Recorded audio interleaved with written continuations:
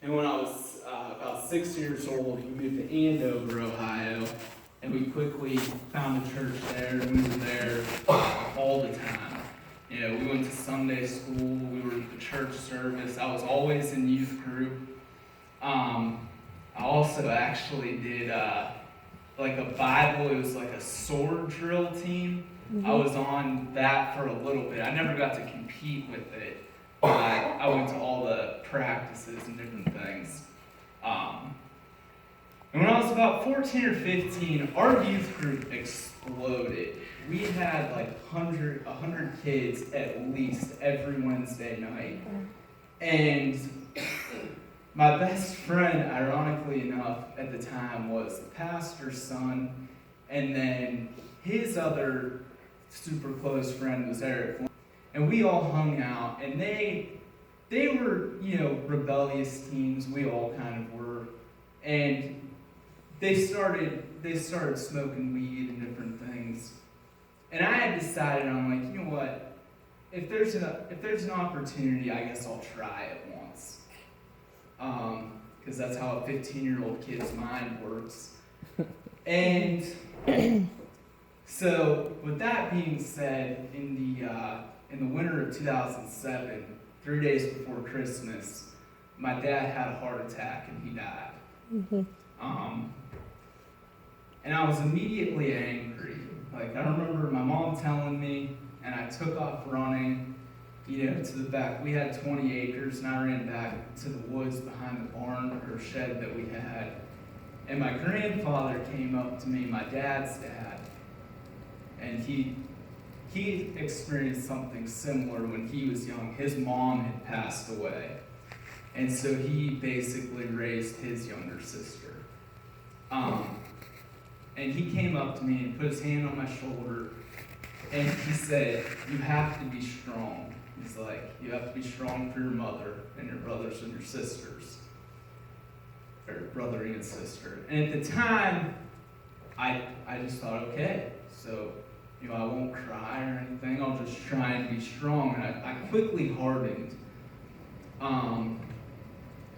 And shortly after that, you know, I started smoking, you know, weed and different things, and it wasn't enough.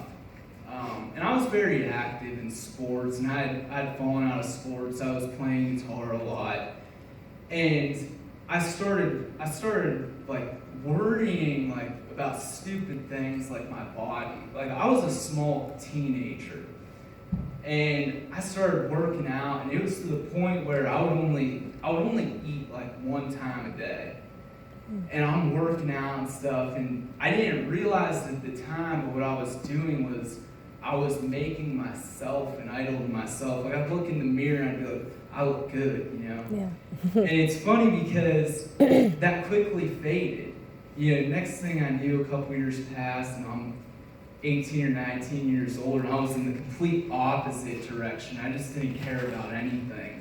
I decided that I didn't need a high school diploma, so I just you know, gave up on school, and I was driving Amish, and I was just miserable, and I ended up quitting that job, and I was just laying on the couch, you know, and I realized, you know, I had to do something. So my senior year, I was homeschooling through a computer program. And the only reason that I have my high school diploma today is because I decided I needed to do it and I couldn't do it alone. And so I convinced my cousin Emily, I'm like, "Listen, you help me out with this, man, and I'll pay you." I'm like, "I just need a high school diploma so that way I'm all right," you know, because that's what I thought. It's like, I'll be all right, you know, once I get that. And she did, which I'm very grateful because, I mean, it got me through welding school. You know, once that happened, it was a month or two later, I enrolled in welding school, and, you know, I went through that program and I got a job at a sign company. And so the one day, you know, I was always angry and I was always unhappy with everything I did. And I looked in the mirror and I sat and I'm like, well, I'm fat. So I step on the scale and I weighed like 215 or 212 or 215, and I'm like, oh, that's why I'm unhappy. I'm overweight. So I start right back to that same thing. I'm running, and within all of that time period, even I started smoking weed, but there was, they say that marijuana is a gateway drug. And the fact of the matter is, I always said, no, it's not. The fact of the matter, it is. Because shortly after that, I was around all these people, and I'm a 16-year-old kid with my 16-year-old buddy, and I'm sure you've heard of Youngstown, Ohio. It can be a rough place. And me and my 16-year-old buddy are driving into the hood.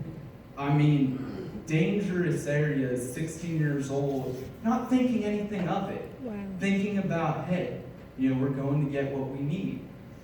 So that quickly escalated, and in that time I was doing pills and different things, and thank God I never, became an addict, full-blown addict, but I tried several different things.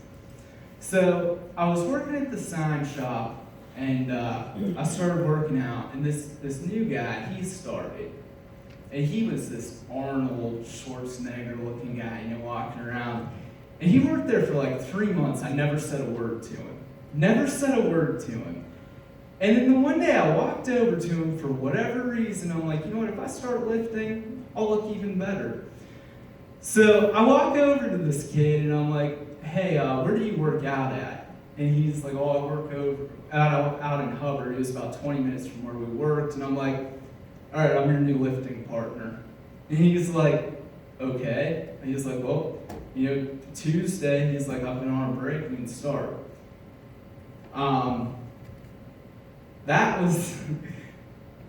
We started lifting together, and was like, we were inseparable. We lifted together. I was always over at his house watching movies, whatever. And he introduced me to a whole new world. We were going out to Youngstown. We'd be out there till the bars closed. And it was to the point where I would be in the bathroom and we'd be snorting cocaine. We'd be drinking and then snorting cocaine. Then we'd leave there and we'd go back to somebody's house, and that's what we did. And it scared me because it still wasn't fulfilling me. Amen. I was still completely unhappy. Yes. And I was growing angrier and angrier. And my best friend really has been a godsend to me. I'm sure that he's probably saved my life more times than I can count. But I also met him at the sign shop, and him and I, when we left the sign shop, we went off to another place, and we both worked there. I ended up getting fired from there. And it wasn't because I wasn't a good worker, it was because I was always late. I would sleep in so much that they were they had a point system, I hit the point system.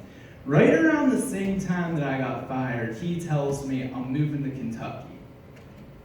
So now, I have all this stuff going on, and, inside of me, I lose my job. Now my best friend is moving 5 hours away. And I moved back home, and I bounced around from job to job for a little bit, and finally, the one place I ended up the owner and I got into an argument, and basically, it never got physical, but I told him, I basically pushed him to the limit. I'm like, go ahead and hit me and see what happens, because I'm ready to go. So after that, I ended up just buying and selling cars, and I'm like, I can do anything. And it's like, every once in a while that verse, I can do all things through Christ, popped into my head, and it's like, it's completely wrong the way we interpret that. I'm looking at this like, I can walk through a brick wall. Bring me a 10-foot guy and I will take him out.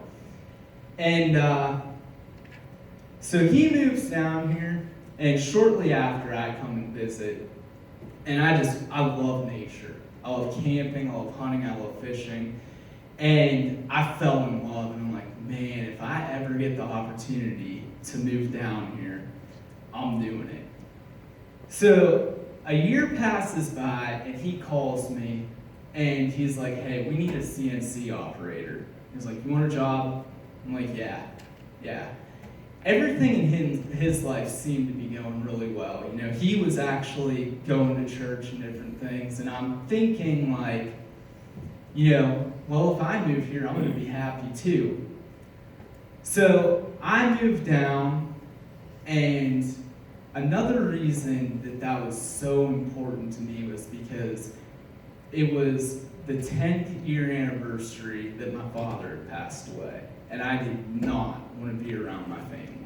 Like, I did not want anything to do with them. I knew they were going to try and comfort me or whatever, and it's like, no, I don't want any part of that. And I ended up going back up for Christmas anyways, but I was so stoned at Christmas that it really, it didn't matter.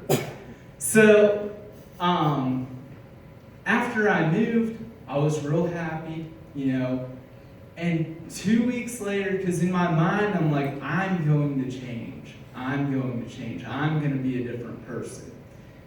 And not 2 weeks after I moved down, I'm in a bar in Lexington, and the kid I'm there with, he pulls out a little white bag. He's like, here, you want some Coke? And so we go and we do our thing. And the next day, it was like I was hit by a truck. It's like I was supposed to change. I am changing. And so I started to get even more angry. Like, everything I would try, it's like, I want to be a nice person. I want to love people, is what I would think in my mind. And I couldn't do it. Every opportunity that I had, I would look at someone and I would just try to irk them as much as I could. It's like, I'm going to be nice, and then I would say something just to get that response that, they're irritated. And it was shortly after Christmas, I was to a point, it's like, I don't know what to do. And the thought kept crossing my mind, it's like, well, just kill yourself. That'll if you can't do anything else, that'll be it. What's the point? Everybody else is unhappy around me. And every time I would think that thought, there was this voice in the back of my head. It would say, if you kill yourself, you're going to hell. And it got to the point where I had decided, I'm like, I am getting deeper understanding, or I don't even care. I will go to hell. Who cares? It can't be that bad. So they were passing, and instead of going back to my roots, which I was raised in, the Bible, I was so self-reliant in this ego of I can do anything. I never said it and I never thought it, but I had built myself up, and I was saying with the things I was doing that I am God. And so they were passing around mushrooms, psilocybin mushrooms. I have to clarify that, because when I called my grandfather, he told me later that he thought I ate a bad salad or something. So I try to clarify. So I took some, and it was the strangest thing. I'm sitting there. My buddy was home when I took them. He didn't take any. And we have this blanket on our wall. It's a wolf. And it's like this snow scene. And I was sitting on the couch just like dazed, staring at it. And he's like, what do you see? And I'm like, good and evil. And he's like, what do you mean you see good and evil? I'm like, that's what everything is. It's good and evil. Now he's looking at me, he's like, dude, this guy is tripping out of his mind. All he sees is good and evil. So I woke up the next day and was like, oh, that worked. Okay, I found a little bit of deeper understanding. It's like, next time I'm really going to find out. So it was a couple weeks later, my mother and my sisters came down to visit. And I was excited to see them, you know. And that following week, you know, they had left and I was just, you know, right back to where I was. And so the one kid at work, he's like, hey, you know, we got some more mushrooms if you want some. I'm like, dude, I'll take them all. I'll take them all. And he's like, oh, okay. So that day that he brought those into work for me, I texted my mom and I was talking to her and I'm like, I miss Ohio, but, you know, I just miss it. And she's like, oh, well, you can come back. And instantly it was like, no. And so I texted her, and over the years, I know why now, but before, I didn't understand it. My mother, I could always make her cry or just make her upset. And in my mind, I was just saying things, but I didn't realize that I wasn't loving. And so when I texted her, I said, I refuse to come back to Ohio. There's nothing that'll bring me back there. I'm like, I'll never come back again because I don't want to. And I texted her that, you know, she probably still has it. So that night I go home and my buddy's like, I'm gonna do these, you know, these mushrooms. I'm gonna find some more understanding. He's like, I want to do it. And he's trying to talk me out of it. He's like, man, I would not do it. I wouldn't do it, you know. And I'm like, I told him, whatever I want. I'm a man. I control my life. So that night, I took them, and I was doing the same thing. I'm sitting on the, he had gone to bed, and I'm sitting on the couch, and I'm staring at the wolf. And I started to freak out, and what was happening was the first time I took them, I was seeing good and evil, and this time it was all evil. That is all I could see, and it was taking over me. Like it felt like someone was suffocating me, and I laid down on the couch, and when I did that, it was like this weight fell on top of me, and I was being crushed. Like I couldn't see anything, but there was something there, like a spiritual presence. And in my mind, the one band that I listened to, they have a song, and in the song, Neil Fallon, he says, the path to hell is filled with least resistance. And it started going over and over and over. And in my mind, I'm saying, you know, this is just a drug. This is just a drug. I can talk myself out of it, and I couldn't. And when I realized I couldn't, I was like, enough. I'm like, God, will you help me out of this? And as soon as I said that, it was over. Thank you, Lord. It was over. Thank God. And I jump up, it's the middle of the night, I jump up, I'm drenched in sweat. I walk outside and I'm standing there. There was a full moon out, and I'm watching behind the tree. Our neighbors have a tree, and I'm looking at the moon, and I'm just like, I'm going back to Ohio. Like it filled me up so much. I'm like, I know exactly what happened. Like I sat there and I downloaded the Bible app onto my phone, and I started reading a little bit. And it was like, I need to tell someone. Well, Greg's brother Gabriel and I are like inseparable.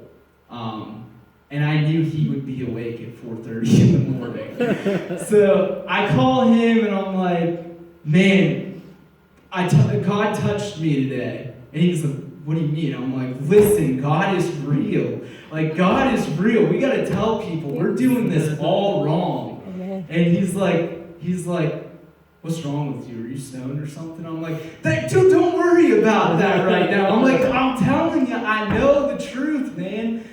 So the next day, I'm like, well, all right, man, God's real. I guess I'll go to church tomorrow.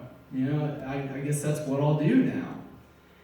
So I wake up on Sunday morning and it's just like, I don't feel like I want to go to church. And it was that whole first week of this, I was in a fog. Like, I didn't know up from down. And so I got my Bible out and I started reading. And the first thing that I saw, it was, add to your faith goodness, and to goodness knowledge, and to knowledge self-control, and to self-control perseverance. And actually what I did, I wrote these down so I can tell you the exact, I thought I wrote all of them. Oh, I did. 2 Peter 1, 5 through 7. Mm-hmm. And when I saw that, it was like, I understood it. It's like, I have to add to my faith goodness. And so I'm hooked now. I'm reading all morning. I'm reading through my Bible. And another thing that I saw, it said, there's not enough to acknowledge that there is one God. Even the demons acknowledge that and they shudder. Mm-hmm. That's right. And I'm like, well, wait a minute. My entire life I've been in the church and I've never understood a word of this. So I keep reading. And the next thing I know, it says, put aside anger, rage, malice, slander, filthy language. And it's like, okay, so this is what I have to do. This is what I have to do. And that whole first week, literally all I did was, I went to work, I'd get home from work, I would crack my Bible open, and I would pray. Mm-hmm. And one of the things when I read that, it said, put aside anger, rage, malice, slander, filthy language. And it was like, how do I do that? Because I'm still in this, like, I'm not realizing that God is doing yet. And then it hit me. I remembered my mother saying a long time ago, she said, pray without ceasing. And I'm like, I know that's in there. So I look up the verse and I'm like, well, that's it. I will pray continually. So that whole first week, I'm doing all these things. I'm reading my Bible. I'm praying. And I'm also watching Phil Robertson videos. Because I knew if there's anyone on the face of the earth, especially in media, that man is a Christian. Like, one of the things that convinced me about that was he was on that show and they kicked him off the show because he quoted a verse about homosexuality. And it wasn't in a derogatory towards homosexuals. He explained exactly why they were homosexuals. And I knew, I'm like, okay. So I'm watching all these videos and I'm reading my Bible, I'm praying, and I'm crying.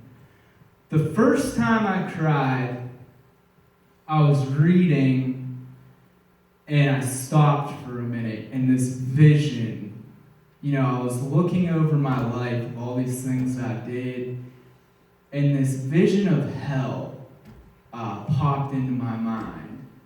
And I realized that before that moment, I was going to hell. And waterworks. I mean, you're talking to someone about someone who hasn't cried in years. And the next time I cried during that week, now I called my mother by this point and I told her the entire story. And, I bawled through that too. But the next thing, I'm reading all of this stuff and I'm realizing like what it means to be a Christian. And then it popped into my head, it was like this question of why? Why are you a Christian? Why do you want to do these things? Or how can you do these things? You know, what is it that gives you the right? That's right. And so I flipped over to Matthew, and I read the story of Jesus for the first time with open eyes. And it hit me so hard as I'm picturing this man carrying his cross to his death for me. Yes, He Lord. did that for me. Praise God. And Yes. that hit extremely hard. So it was the following Tuesday, and I just had this overwhelming feeling. I'm like, I have to call my grandfather. My grandfather has been in the ministry since 1963. He got saved in 1957, and he says that the reason he got saved is because when my grandmother first became pregnant with their first child, he had this feeling that if it was a boy, he wouldn't be good at sports and he would be club-footed. My grandfather was a complete atheist. And so he said for the first time in 1957, he walked over to the doorway, put his hand on the door and started praying to God. And within a year's time, he got saved himself through that. He read the Bible through 3 times. And my grandfather, when I was a child, was a very hard, cold man. Like, everybody was afraid of him, you know, because he was very stern. And I had this overwhelming feeling to call him. So I call him, and, you know, I'm like, Grandpa, you know, I'm calling because I have a question, but I have to tell you a story of my life first. And he's like, okay. I haven't called my I don't remember ever calling my grandfather in my life. Wow. So I go through and I tell him everything. I'm like, this is what happened to me. I'm like, I was doing this, I was doing that. And when I was finished telling him, you know, he stops and he's like, what's happened to you is you've been truly reborn. And he's like, because I asked him, like, why am I crying? Am I going to cry the rest of my life? So he's like, well, you might. He's like, Jeremiah was known as the weeping prophet. He's like, but most likely what's going on is, you know, it's a cleansing. There's so much going on in your life, you know, that was going on. He's like, you've got to get it out. And that's just one of the ways you're doing it. Amen. So we get off the phone, and I have never felt peace like I have felt peace in my entire life. Like, my first thought was, that man is a great comforter. I'm like, I felt like, I told my cousin, I'm like, what I wanted to do was just like go curl up next to him and ask him questions. That's how I felt. But I realized what was going on with that overwhelming feeling of me wanting to call and talk to him. It wasn't just to talk to him. God was teaching me how to do his will. Amen. And throughout the week, you know, I'm praying, I'm like, because the one thing that my grandfather told me before he hung up, he said, continue to do what you're doing. He said, read your Bible, pray, and wait. Mm-hmm. I'm an extremely impatient person. So I started praying for patience, and it was on Thursday, I believe, I started praying. I'm like, Lord, I can't just wait all the time. Like, there's got to be something you want me to do. So I had this, like, I need to encourage people. Like, that's what popped in my head. Like, just encourage people. So that's when I started at work. You know, I started actually talking again, not walking around like a zombie. And that Friday, you know, I had decided, you know, I'm meant to go back to Ohio, so I got home and packed all my things up. And I felt, I'm like, well, I have plenty of time. I have to wait for some clothes to get done. I'm going to go to the gym. Well, my buddy Mike at the gym is also a Christian. And I'm like, I've got to tell him. So I'm in there working out, and I'm watching him like a hawk. I'm like, as soon as he gets ready to go, I'm grabbing him and I'm telling him what's going on with me. So I watch him walk out, and we walk out the door, and he's like, hey, how's it going? And I'm like, well, actually, I'm getting ready to move to Ohio. He's like, oh, man. He's like, why? I'm like, well, I got saved. And he's like, oh, what happened?